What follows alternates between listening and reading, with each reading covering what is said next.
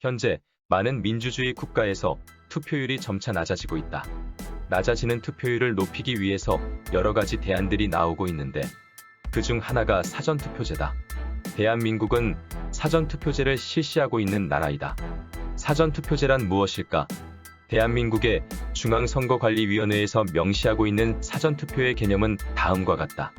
사전투표란 유권자가 별도의 신고 없이 사전투표 기간 동안에 면 동마다 설치되는 사전투표소에서 투표할 수 있는 제도를 말한다. 이는 유권자들에게 투표 편의성을 제공하여 투표 참여에 따른 시간과 비용을 줄여 선거를 통한 정치에 참여할 수 있는 기회를 폭넓게 제공하고자 하는 것이다.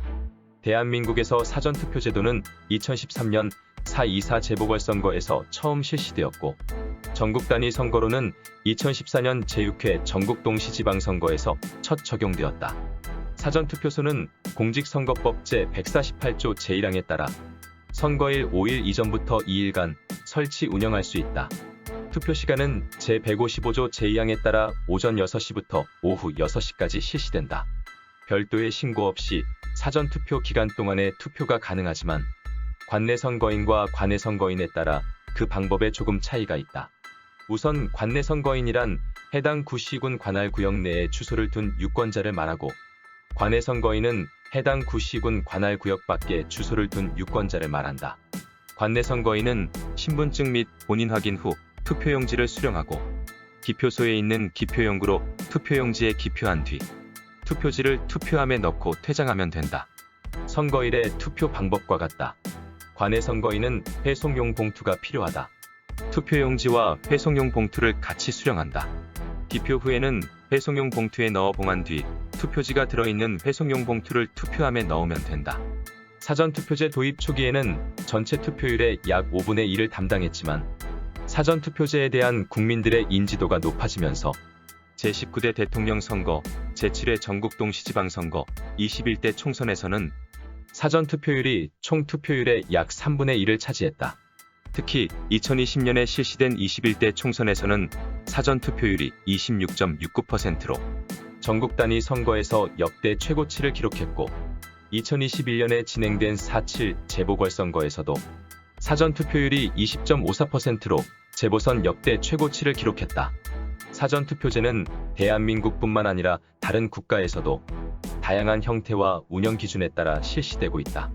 일본은 기일 전 투표 제도의 이름으로 사전투표제도를 운영하고 있다. 기일 전 투표제도는 2003년 6월 공직선거법 개정 후 같은 해 12월 1일 도입되었다.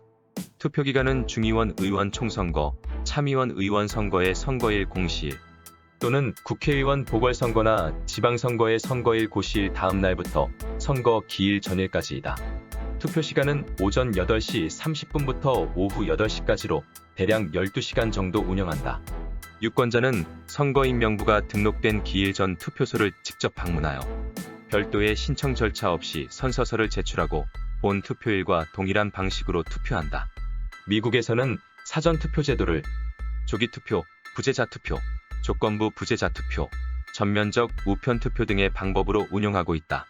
미국은 연방제 국가로 각 주마다 투표 방식을 자율적으로 정하여 그 권한을 위임하고 있기 때문에 앞선 방법 외에도 영구 부재자투표, 부분적 우표투표제도 등 다양한 방법의 사전투표제도를 운영하고 있다. 캐나다의 사전투표제도는 선거일 전에 유권자가 사전투표소를 직접 방문하여 투표하는 방식이다. 캐나다 시민 누구나 사전투표를 할 수는 있지만 사전투표를 하고자 하는 유권자는 선거청에 사전투표 등록을 신청해야 한다. 사전에 신고, 신청 없이 투표권을 행사할 수 없다. 또한 본인이 거주하는 지역의 사전투표소에서만 투표가 가능하다. 사전투표 기간은 선거일 전 10일부터 7일까지이며 오후 12시부터 저녁 8시까지 8시간 동안 진행한다. 스웨덴은 1942년부터 사전투표를 실시하고 있다. 사전투표를 희망하는 유권자는 별도의 신청 없이 원하는 투표소에서 선거일 24일 전부터 투표할 수 있다.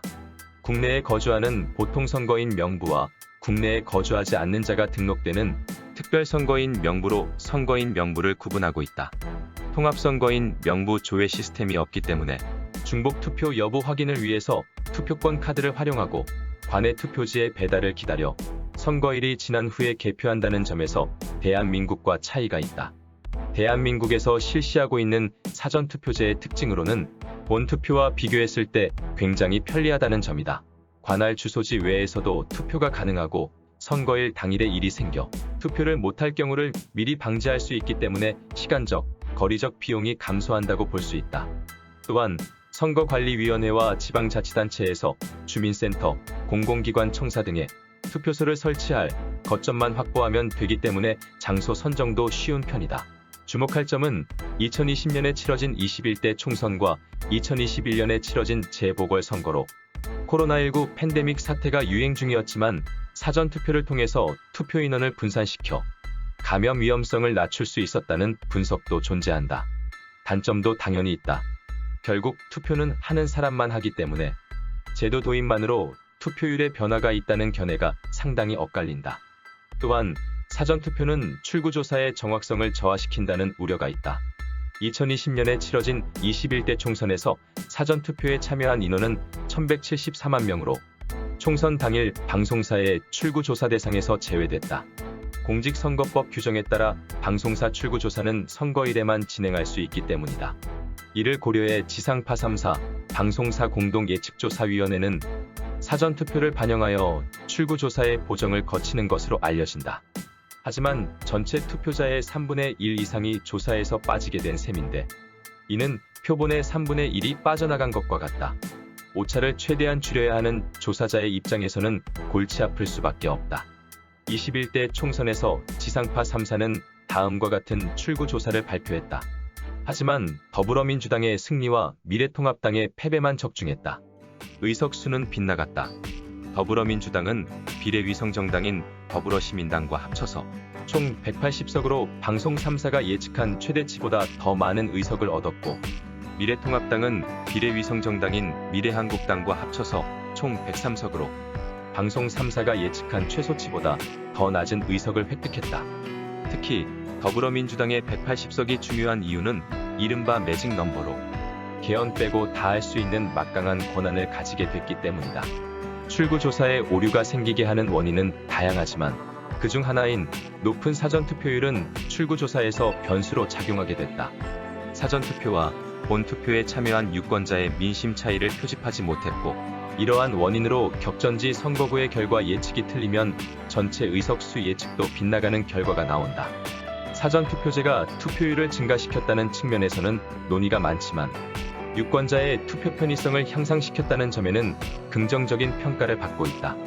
공직선거법 제6조 제4항에 따르면 선거권자는 성실하게 선거에 참여하여 선거권을 행사하여야 한다라고 규정하고 있다. 이 조항에 대한 강제나 처벌 규정은 없다. 정치 참여는 민주주의 사회를 살아가는 시민의 권리이자 의무이다. 가장 쉬운 정치 참여 방법은 선거일에 내 한 표를 행사하는 투표이다. 쉽지만 큰 행동으로 선거일에 내 권리를 행사하러 투표하러 가자.